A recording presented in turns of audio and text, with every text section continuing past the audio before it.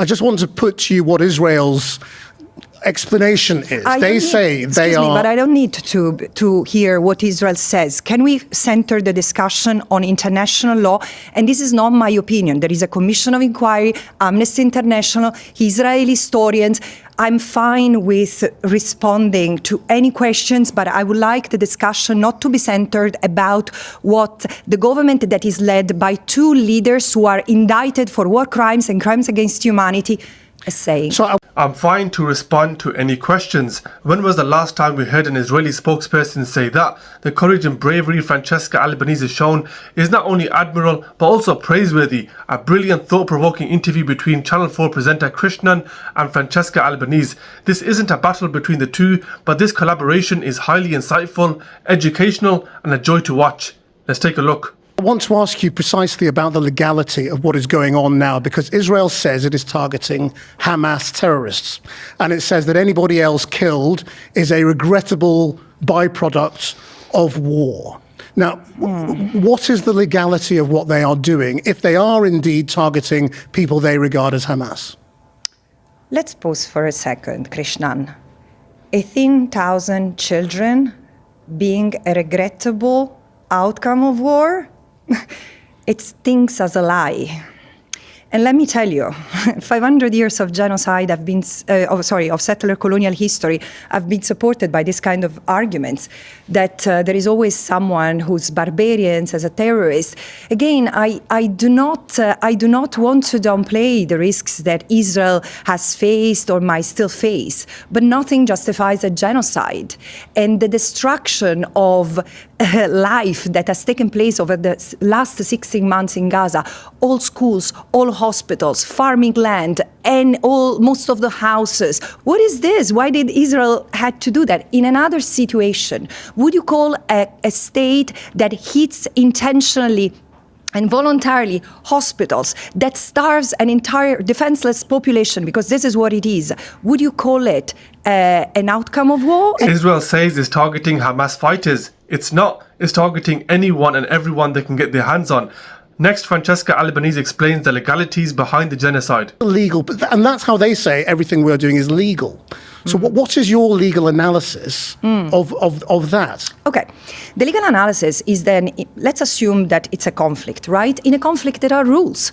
And there are principle of military necessity that Israel claims to have. Well, it is to provide evidence. It is to take precautions. It is to respect the principle of proportionality in every action it takes. How it's possible that in 16 months it has killed 50,000 people and leveled to the ground the entire Gaza Strip? Very little remains, not enough to resume life. Again, this is not the first time that a power justifies its action, its devastation, in terms of self-defense or in terms of an action motivated by annihilating the terrorists. This is not the point, but there are rules to spare life, to preserve the sanctity of life, and there are obligations. Look, again, this is not debatable. I mean, my intention is not to debate whether it's genocide or not. This is past. We have failed to prevent genocide, and it's not just me saying that. The entire human rights community, there is a wall-to-wall consensus that Israel is committing genocide. Like 2 years ago, there was a wall-to-wall consensus that Israel was maintaining an apartheid regime. And I take it that is very sensitive for politicians to deal with it. But there are two Israeli leaders who are wanted for war crimes and crimes against humanity, including starvation. So even if we don't go to genocide analysis, why member states like the UK have not honored their international obligations to intervene and stop crimes, including because in January 2024, the International Court of Justice, 3 months into this military assault, had concluded that there was a plausibility of risk of genocide. Powerful words there from Albanese. What she says is absolutely right. The world has failed to prevent genocide. That's past, that's happened and still happening as we speak. She provides a great explanation, also highlighting why member states such as the UK have not honoured their international obligations. The answer to that is because they are too coward to do so. Next, Albanese talks about her journey in accepting Israel as a genocidal state. I think most people think, well, it's not up to you to decide that this is genocide, it's up to a court of law. But so can you walk me towards your conclusion. But that's not true. That's not true, because otherwise we would. Okay, let me start from the beginning. So because I understand. Look, I want to also talk about my journey, because I was not convinced at all that it was genocide. I've been probably among all special rapporteurs, I've been the most reluctant to use that term. And it has taken me weeks to do that, because and many Western people, for me, genocide was the Holocaust or Rwanda with very specific industrial characteristics. But let me tell you, genocide is not defined by personal opinions or historical precedents. Genocide, what constitutes genocide is that it's established at Article 2 of the Genocide Convention, which defines the intentional destruction, which is intended as physical or biological destruction of a group as such, through acts of killing, infliction of severe bodily or mental harm, or prevention of birth, or the creation of conditions of life calculated to destroy. And there is a limited, a quite scant jurisprudence, but very effective, to argue that this genocide can be understood as the totality of crimes and actions that Israel has taken against the Palestinians as such. Because again, I understand that Israel keeps on saying, I've been targeting Hamas, but it's not true, because in fact, it has targeted indiscriminately the Palestinian population in Gaza. And let me give you an example. When you say indiscriminately? Yes.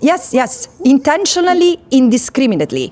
Israel has very, very sophisticated military tools and very competent lawyers to know what is doing. They are doing this with the knowledge of what they are doing. And let me give you an example, a critical example.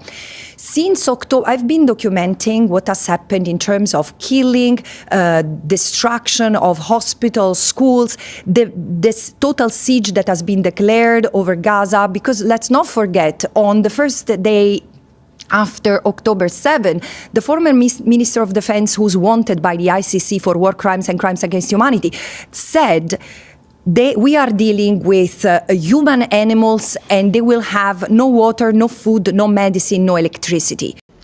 Israel knows exactly what they are doing. Let's not be foolish here. They have made this clear and said this publicly. Not only have they said it publicly, but they have degraded the Palestinians with their words and their actions. The totality of crimes is evidence of a genocide, as Albanese states. Next, she explains what's meant by intent. In other words, Netanyahu.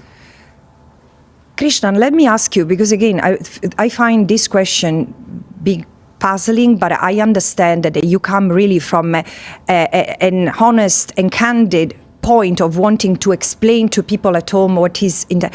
What do you understand by intent? What do people at home think that intent is? Something invisible, that it's in the heart of the politicians or the leaders? Or because I don't think that there is another case where the genocidal, the destructive intent is as obvious, as documented, as proven, as declared over and over as this one.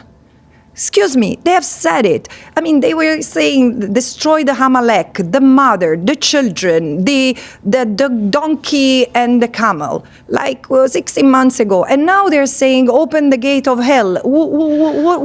And then it's not just the words spoken, which debatably could be an indication of an intent to destroy. The intent to destroy is not the reason why. This is a motive, and in international criminal law, this has another value. Intent is the determination to destroy, and it's made of intentions clearly, but it's made of policy decisions, structures. There is a structure in place. There is a chain of command where the words spoken have been amplified at every chain of the Israeli army, and all the more they have been enacted. This is why I say in my last report, I was saying, we need to understand what is genocide by not looking for the genocidal intent with the magnifier, because we wouldn't see that. We need to take a step back and look at this tapestry of crimes, the totality of crimes committed against the totality of the people as such. This is key. You cannot understand genocide if you don't take the perspective of the victims, those who are not seen as human. They are not seen as doctors, scientists, or bakers, or priests, or old people, or children. They are just these amorphous people whom are seen as a security threat, therefore have to be eliminated. There's not been another genocide or even a war that's been as documented as this one. According to Statistica, there was over 11 million Facebook posts containing the hashtag Palestine. That's data on one social media platform only 1 month post October 2023. There's not been another war as documented as this. Those who choose to deny the evidence are either naive or genocidal supporters. There is no other option. There's one more segment of the conversation which I'll be posting tomorrow, which is equally as important. I hope you find the video useful. Support me by liking and subscribing and becoming a channel member. I'll see you on the next video. Peace out.